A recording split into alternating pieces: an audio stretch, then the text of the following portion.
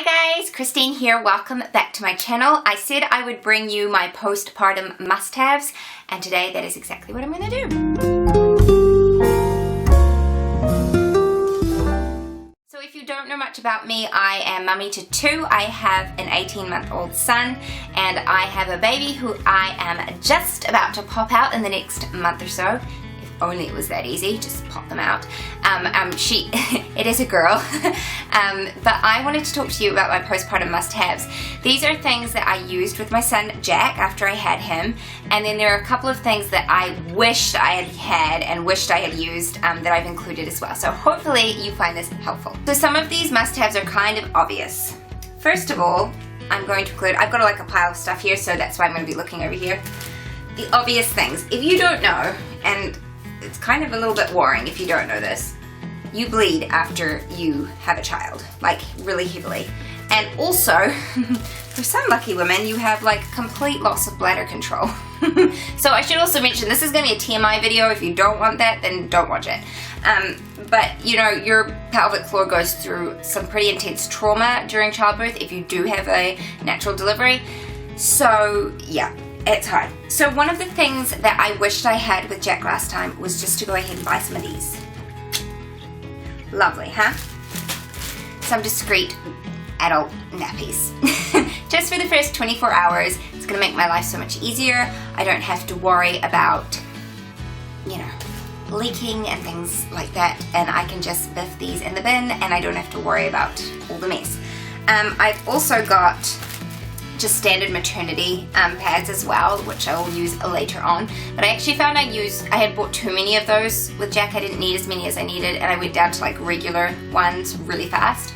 So yeah, there's that. The other thing that I'm going to include with that, which I totally forgot to bring in here, which you probably didn't even need to see, is just some really oversized knickers, like some granny pants that you don't care about chucking in the bin. I just bought like cheap packs from the warehouse. I've still got some from when I had Jack, and so I'm just going to use that this time around as well.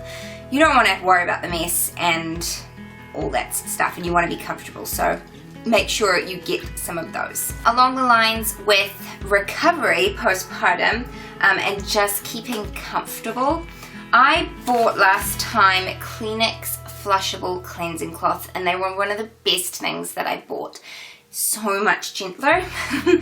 Because you're sore. It is really, really uncomfortable, and so I would highly recommend getting something like that. So I just ended up getting 2 packs from Pack and Save, and they were like $2.80 a pack, I think, and there's 40 wipes in there.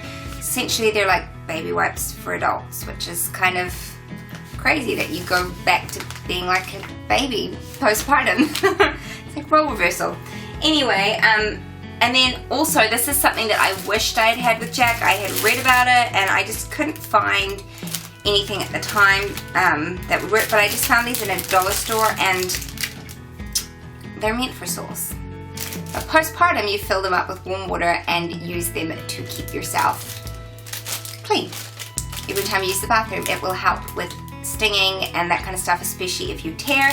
And so I've got a couple of these. I think I paid $3 for them, and they're just plastic, and I'm going to take one with me to the hospital and leave one here for at home when I get home. Next, I have also along the lines of just like being comfortable postpartum and keeping yourself clean and healing fast. These are 2 things that I used with Jack, and I swear by them. They were so good. You can use these in what they call padsicles, which I also made for myself but didn't really use. I didn't really like them. Just YouTube them if you want to know what they are. But first off is witch hazel. I got this just from the pharmacy. This one's actually got rose water in it as well, but just straight witch hazel is fine. And aloe vera. And you stick these on whatever you're wearing, whether it's maternity pads, adult nappies, whatever.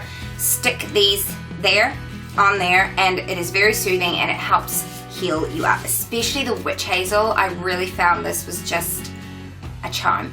And you could also even put it into like a spray bottle and just spray it directly, and that'll help too. It's very soothing. So not too expensive. I think that was only like $9, so it's not super expensive. Something that I used last time was lanolin, but this time I want to try something different to help prevent cracked nipples. because it is much cheaper. You can use it in so many other ways in your household, and it is also an antibacterial, which means it can help prevent thrush. And that is good old coconut oil. I just got this from Pack and Save. I think it was like $5 something.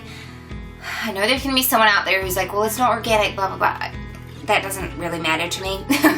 This is good enough for consuming, so this is what I got. And it is nice and cheap, and you can use it for all sorts of things. I can use it to massage my baby as well. I might end up putting some essential oil with it and using it as a massage for my baby. But anyway, in postpartum, it's really good for stretch marks. It's also really good for a barrier protection for your nipples, because they can get really sore. On that topic, get yourself some breast pads, because you're gonna need them.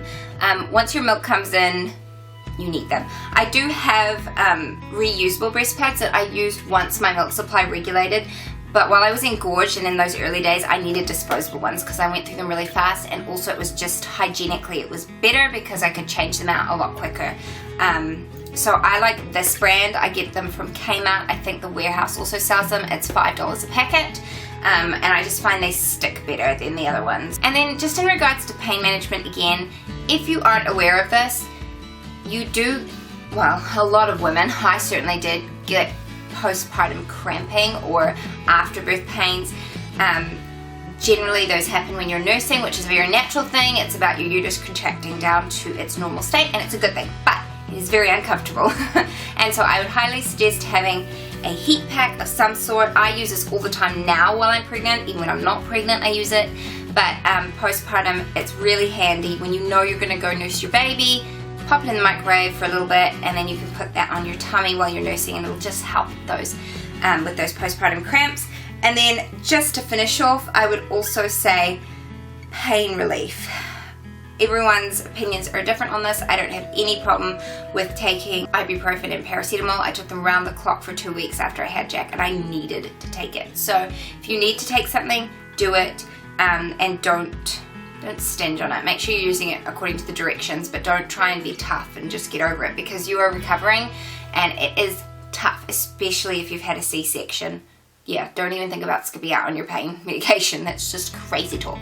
And also Ural sachets. If you've not heard of those, it's like an antacid kind of thing that you can take to neutralize everything so that when you do have to use the toilet, it's not as stingy and sore. So I think most midwives can prescribe that. If not, you can get it through your pharmacy. I think it's only like $10 for a packet, so it's not super duper expensive, but if you can get it free because it's subsidized, go ahead and do that. So those are my postpartum must-haves. I hope you enjoyed this video and that it was informative to you.